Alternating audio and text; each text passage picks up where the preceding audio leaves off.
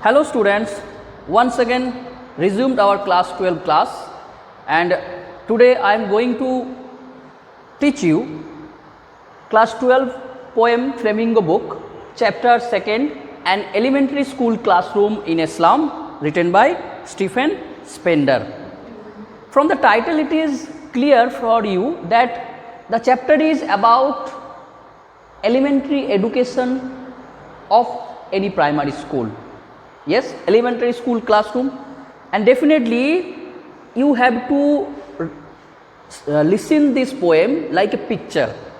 Suppose in a film, when the director is showing you something, he is putting light on the characters, so you have to think that through the title the writer or the poet is bringing you in states, and you have to find out the difference, your classroom and the classroom presented by the writer. First of all, I want to introduce you with the writer Stephen Spender. He is a British writer, great writer. He was a poet, novelist, essayist, poet laureate. And every poem, there must be, you have to know about the title explanation, theme, setting, and also message and characters. So here also we will know. So starts from the poet Stephen Spender. I told about him, he is a great poet, and in this poem the chapter, the poem, the title, An Elementary School Classroom. How do we justify? Actually the poet tried to show us about a school classroom, elementary school classroom or primary school, that you know, but this classroom, mind it, the classroom is inside a slum area. It's completely different from our school. The classroom is inside of a slum area classroom. So that means here the poet will just criticize the educationist, the government, how they are trying to separate those people from the mainstream of life. Now come to the theme of the poem. Title I told just you. Now theme of the poem, very important thing about the theme of the poem.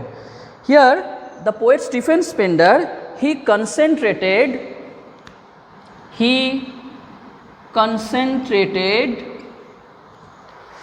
on the topic of social injustice and discrimination. He concentrated on the topic of social injustice. So first one is social injustice, and another is class inequalities.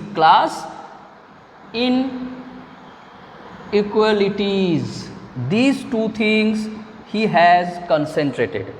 So main theme he presented here about the social injustice and class inequality. At the same time, he presented the terrible situation of the children living in a slum area, how they have been taken away, they have been separated from the mainstream of life. That means mainstream of life means where all people must have the care of health, hygiene, but they are living a life of malnutrition. They are living a life of malnutrition. Although they are living in house, but their houses are like the rat holes. They are living so many people in one room. That not like a room. That was a, you can say, a little bit cottage like. And they have been completely devoid of any kind of proper education. If they are not getting any kind of food, their health hygiene is not taken care by the government. So other themes we are getting here, that the horrible condition of the students living in slum, that is horrible situation of the children living in a slum area. At the same time their basic needs of life, that is food, health, hygiene, their basic needs, food, health, hygiene and living place, they are being devoid of these basic needs. They are suffering from malnutrition. They are suffering from malnutrition. At the same time, they have been completely separated from the mainstream of life.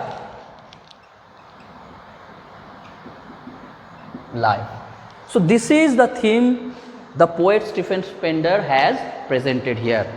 Now, regarding its setting and message, actually the poem has been written during the Civil War movement of USA.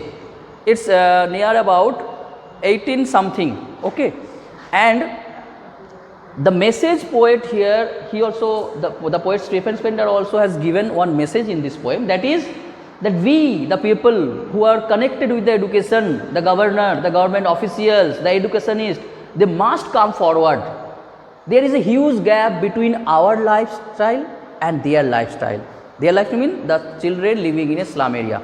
Our school classroom and their school classroom, how they are different, the poet has presented in this poem. Our health hygiene, how we have been taking care of and how they have been taking care of. At the same time, if we, the educationists, the government officials, if we do not come forward to bridge the gap, there is a huge gap between slum area children and mainstream life children. So we have to bridge the gap. We have to bridge the gap. Otherwise, one day they will revolutionize. They will come forward, they will revolt, and everything will be destroyed. So in this poem, now I will be giving you the main things of this poem. Look, this is the NCERT book, you know, and here I will not explain every line. You will be reading all the line and you will be asking me your doubts. In the first stanza, the poet has presented the picture of the classroom, where the children are sitting, but most of the children are very much lean. One girl has been presented there. She was sitting there by bending her head down. One boy has been compared like thin sheet of paper. Means they are suffering from malnutrition, and they have they are not taking interest in school classroom. They are taking interest in foods, whatever happening outside their classroom. In the second stanza, the poet has presented the picture of the classroom. In the first stanza, the poet has presented the children who are sitting inside the classroom. In the second stanza, the poet presented the situation of the classroom. The wall of the classroom are very much dirty. They are dirty, yellowish in color. ऐसा लग रहा है sour cream, जैसे दूध सड़ने के बाद जैसे पीला कलर हो जाता है. The wall of the classroom is like sour cream, and it has been established that time. After that, no renovation has been done, and in that classroom no lights are there. The school classroom is dimly lighted, where most of the children are not visible, and in the school classroom wall there are pictures of so many things. Great dramatist William Shakespeare, his portrait of his head has been presented, but the writer, the poet Spender is telling, actually Shakespeare is very much weak for them. Weak, कुछ मतलब का नहीं है Shakespeare उन लोगों के लिए. Why? If we are sitting there in the depth of hunger, भूखे पेट हम लोग बैठे हुए हैं, can't we understand the great creation of William Shakespeare? For those children who are suffering from malnutrition, who are living a life of hunger, for them food is much more important than the literature of William Shakespeare. The poet has criticized here the government presentation, that instead of giving those children the proper food, proper nutrition, proper living place, they are giving only the pictures of great writers. At the same time, there is another portrait of Trialess Valley, the beautiful valley where most of the people, they dream to visit. What will be for them? They can't even go out from the slum areas. Their slum areas is like a boundary, like a jail from where they can't, they are unable to go out. They are completely separated from the mainstream of life. So and there have been given one map. Now here also the poet criticized the map which has presented the big cities, their big buildings, but there is no indication of their living place of slum areas. In the world you will not get any map where the government has presented that here is the slum area. So the poet has here presented that you are gifting them, you are giving them a gift of a map where the rich people, rich class, their world has been presented, and there is no indication of these children slum area.